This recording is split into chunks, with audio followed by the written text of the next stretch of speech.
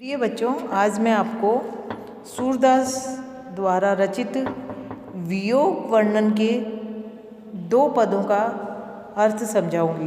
पहला पद है, बिनु गोपाल बैरन भई कुंजे, तब ये लता लागती अति शीतल, अब भई विशाल विषम ज्वाल की पुंजे।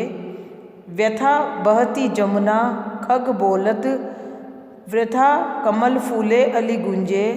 पवन पानी गंसार संजीवनी, दधिसुत किरण भानु भई पुंजे। ये उद्धव कहियो माधव सो, विरह कदर करी मारत लुंजे। सूरदास प्रभु को मग जोवत, अखियाँ भई बरन जो गुंजे।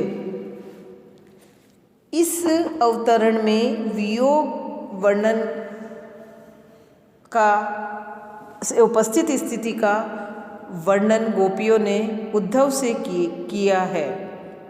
प्रियतम श्री कृष्ण के वियोग में गोपियों को सुखदायक लगने वाले सभी उपकरण दुखदायक लगते हैं, इसलिए वे बार बार प्रियतम को स्मरण करती रहती हैं। प्रस्तुत पद में महाकवि सूरदास ने गोपियों की इसी मनोदशा का मार्मिक चित्रण किया है।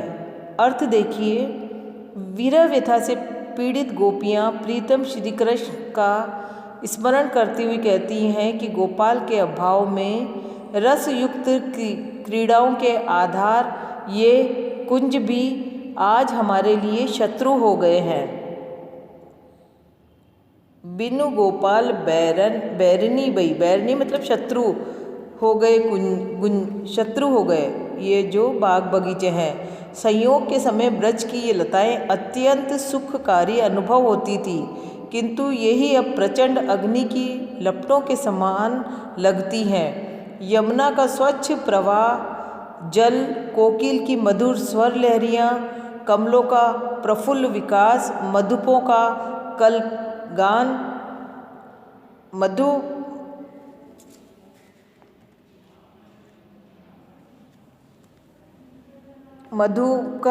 मधुपो मतलब भंवरों का कलगान उपकरण आज हमें सूर्य की किरणों के समान संताप्त कर रहे हैं, अर्थात हमारे को अग्नि प्रदान कर रहे हैं जो शीतल लगते थे कृष्ण के संग में।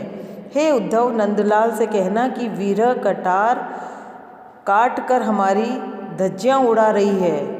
विरह रूपी कटार हमें काट काट कर हमारी धज्जियाँ उड़ा रही है।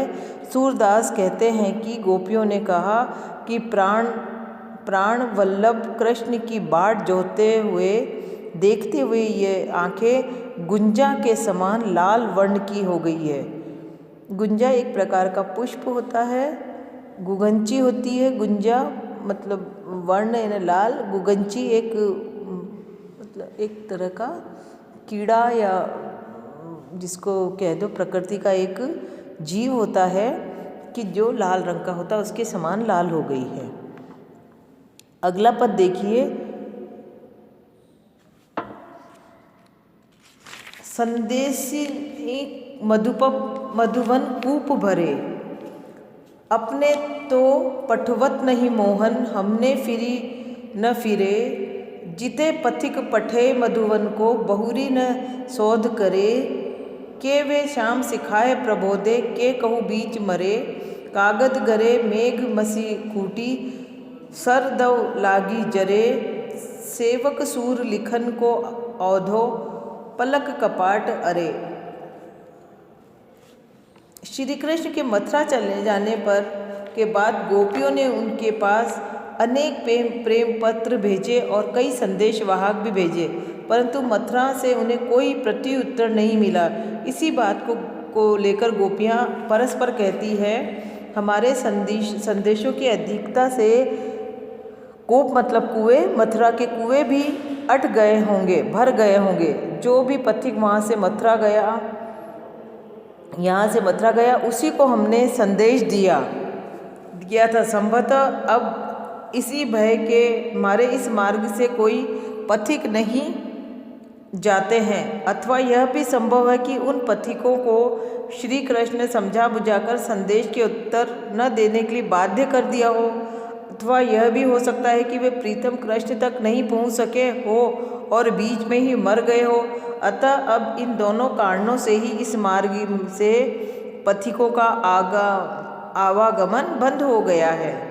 गोपियाँ कहती है कि वे प्रीतम कृष्ण खुद अपना कुशल समाचार नहीं भेजते हैं और उल्टे हमारे संदेश वाहकों को भी वहीं रोक लेते हैं एवं प्रत्युत्तर नहीं देते हैं। पत्र न भेजने का कारण संभवतः यह हो कि मथुरा में शाही समाप्त हो गई हो, कागज पानी से भीग गए हो और लेखनी के रूप में प्रयुक्त होने वाले सरकंडे भी दावानल से जल गए हो।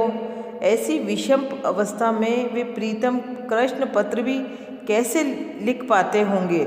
वैसे भी वे हमें पत्र किस लिए और किस प्रकार लिखते, क्योंकि वे तो हमारे नेत्रों में बसे हुए हैं और हमने उन्हें अपने नेत्रों के पलक रूपी कपाटों से रोक रखा है। ऐसे में प्रीतम कृष्ण के द्वारा पत्र लिखना संभव नहीं है। एक अन्य वियोग का पद देखिए, प्रीति करी काहू सुख न लह्यो, प्रीति पतंग करी पावक सो आपे प्राण दह्यो, अली सुत प्रीति करी जल सुत सो संपुट माज गयो, सारंग प्रीति करी जू नाद सो सन्मुख बान सयो, हम जो प्रीति करी माधव सो चलत कछु न कयो, सूरदास प्रभु बिन दुख दूनो नैनन नीर बहायो भयो। इस पद में गोपियाँ तथा ब्रजवासियों की वीर व्यथा का वर्णन किया गया है। प्रीति में अतिशय दुख सहना पड़ता है और तीव्र वीर व्यथा भोगनी पड़ती है। कोई गोपी इसी बात को अपनी सखियों से कहती है, इस संसार में प्रेम करके किसी ने भी सुख नहीं पाया है। जैसे पतंगे ने दीपक या आग से प्रेम किया तो इसका परिणाम यह रहा कि उसे अपने प्राणों को जलाकर मरना पड़ा। भौरे ने कमल से प्रेम किया तो उसका फल यह रहा कि वह संध्या के समय कमल कोश में बंदी बन गया।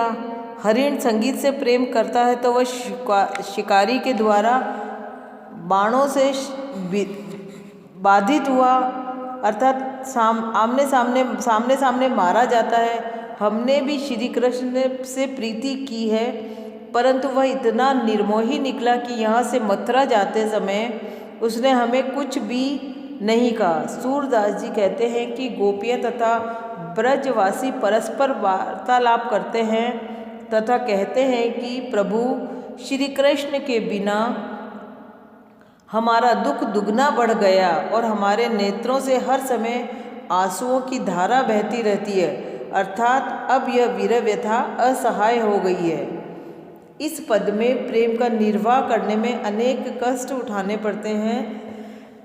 प्रेमी का निर्वोही स्वभाव अच्छा नहीं लगता, यह बताया गया है। इस पद में अनुप्रास, यमक, दृष्टांत अलंकारों का प्रयोग हुआ गया है।